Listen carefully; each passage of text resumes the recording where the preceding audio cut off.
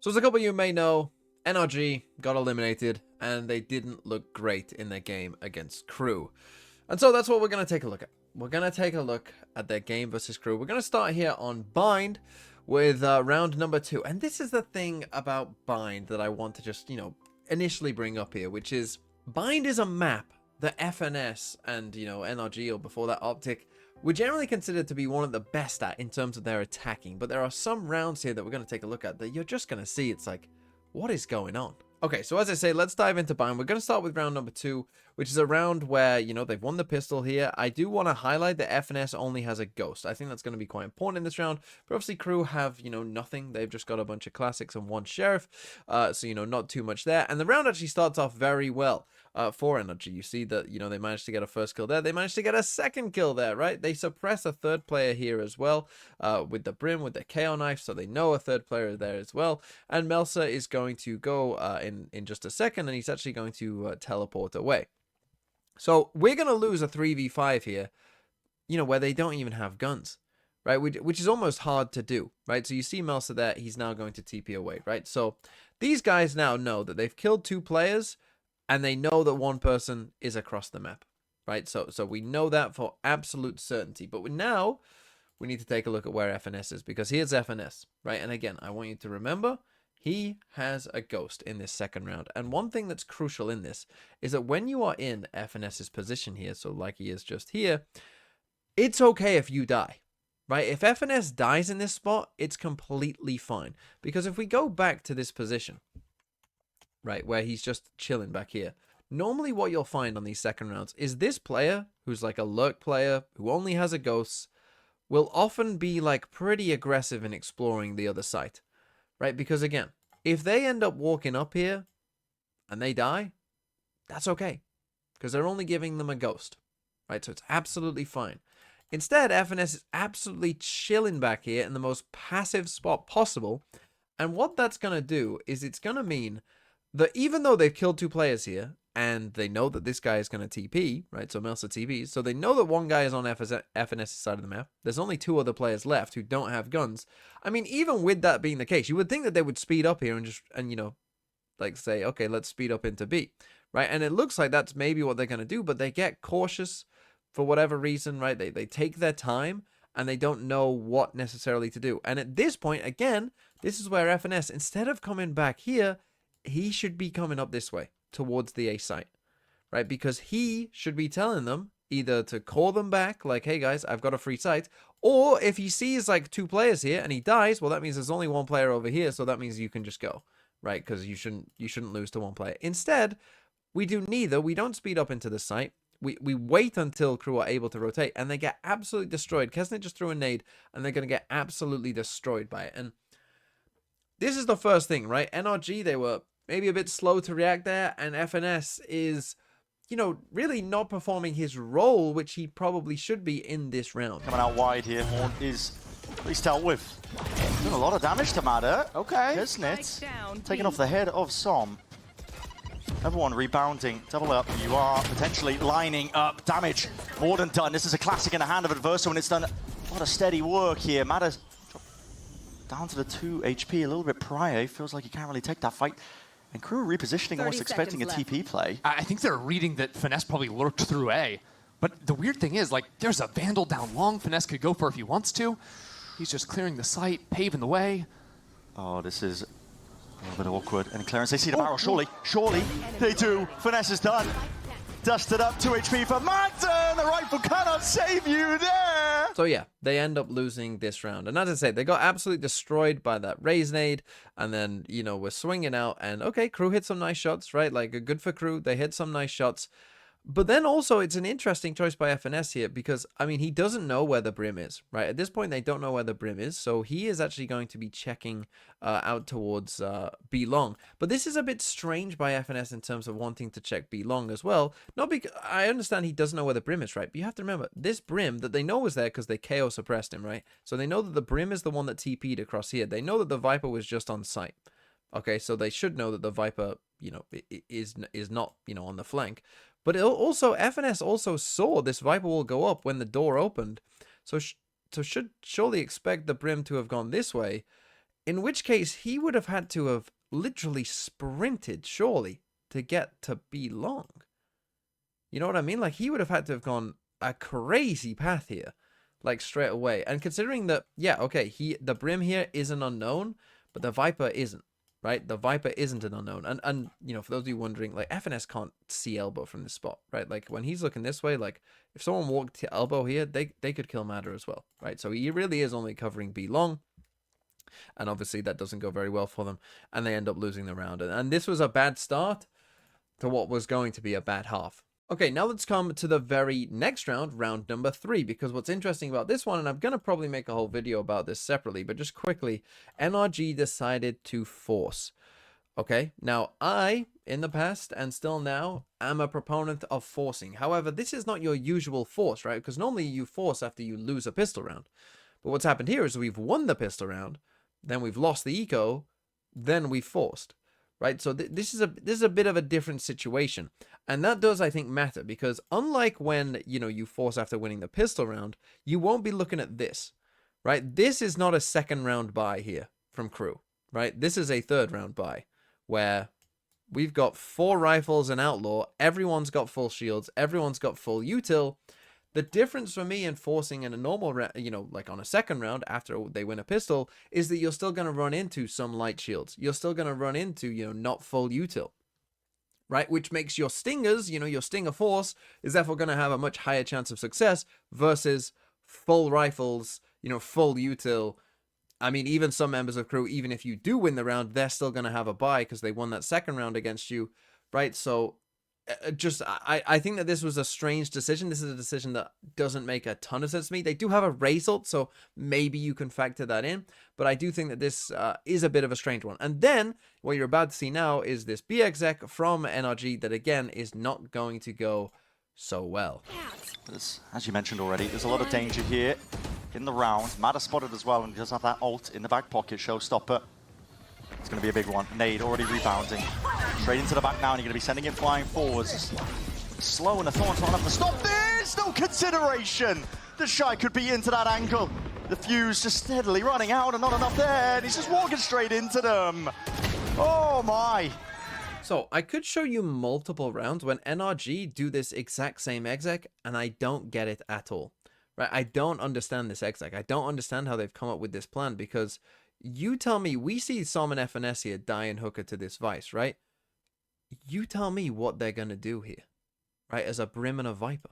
Because here's the thing, when you're running this exec on B, right, one thing you can do is you can say, we're going to exec down here, and then this guy is going to turn around to face it, and then I'm going to sneak in here, and, you know, kill him whilst he's looking the wrong way. Now, against a Vice, you know, who's put a wall there, that probably wouldn't work.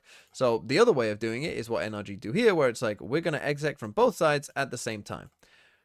The problem with execing both at the same time is that you have to take both lanes, right? You have to get, you know, to the first part of each side of the lane here. But the thing is, you've got a Brim and a Viper here. Well, what do you want them to do to clear this out? How do they get in here? Right? Like, just for a moment, assume that, like, this is a judge. And they did this exec multiple times, by the way. If you put a judge and hooker here, what are FNS and Som going to do? Right? How do they beat that? Right? If you put a judge here, what are you going to do? I mean, NRG are lucky this map is rotating out, because if they didn't change this, like, for me, you have to probably swap Verno and Som here, right? You have to say, Verno and Som, you guys switch, right? So that we can actually prowler this and, you know, have some idea of what's going on in here, right? So that we can actually clear this out, because it's just, you've just got no hope, right? Like, these two just running in here, and obviously, again, like, the Vice obviously knows that people are in here, but it's like, we're just dry running in, right? We got, like, anyone there, you have no chance. And as I say, I mean, it could be even worse. If they had a judge or something, I mean, you literally have no chance. There is nothing you can do. So not ideal. Obviously, we see then, I mean, there are other parts to this as well, right? Like, we're resulting down elbow rather than taking the site. Like, there's just, like, which again, doesn't really work with these two running this way either, right? Whilst we're resulting down this way. So like we're just not dealing with the people on site. So even if this guy isn't here and these two jump out through the Viper wall, they're still in a lot of trouble because our Razor decided to go through elbow. Right, so there's just quite a few confusing parts to this exec, and as I said, they ran this kind of exec where FNOS and Som came into hooker like that. Luckily, on some of the other occasions, no one was there for crew. But again, if they are, you're probably just dead. You know, it's probably not going well for you. So just quite a few.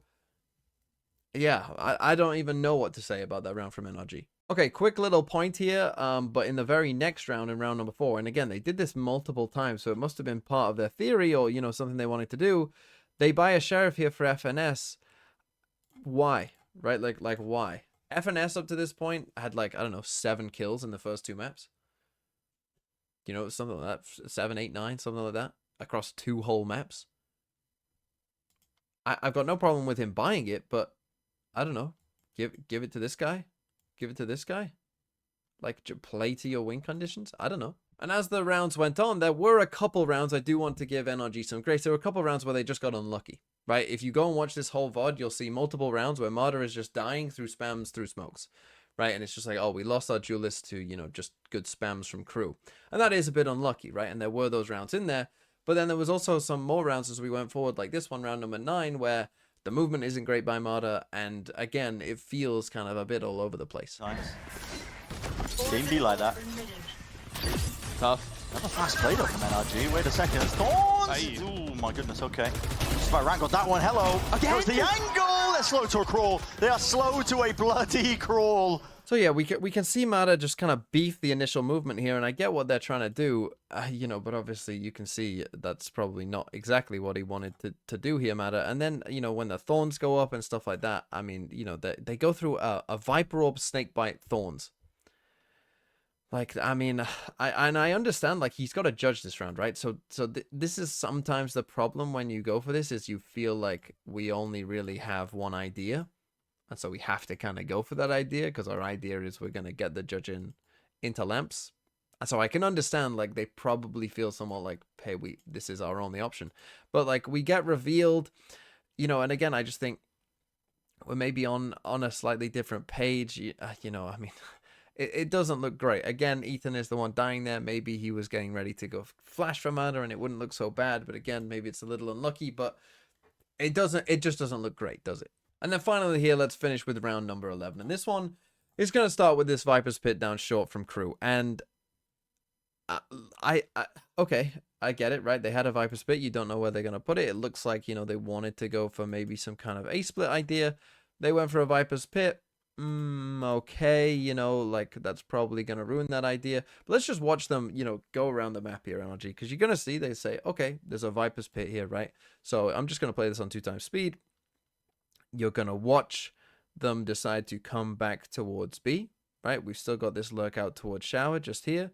The dog comes out. It sees these guys. They're now, you know, exploring over towards B. But you still see that we got 2 players coming towards A.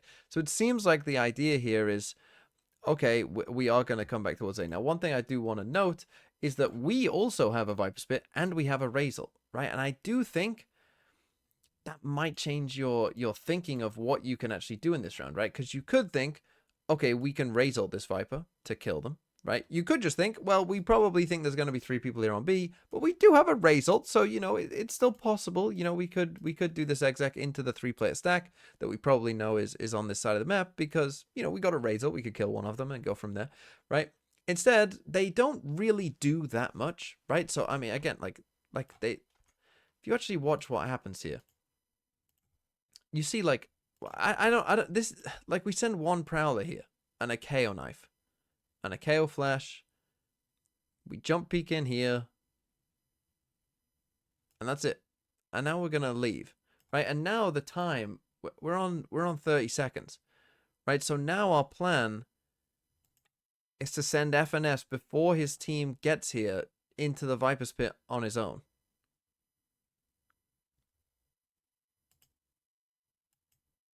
And now there's, like, no time. And now, by the way, we're also going to be Razorting here on its own. Trying to pinch on the Viper, I guess. Although FNS just walked into the pit, like before anyone else was ready, and now these guys are just gonna run in and die. And Mada doesn't get a kill with the ult. And Ethan dies to Thorns.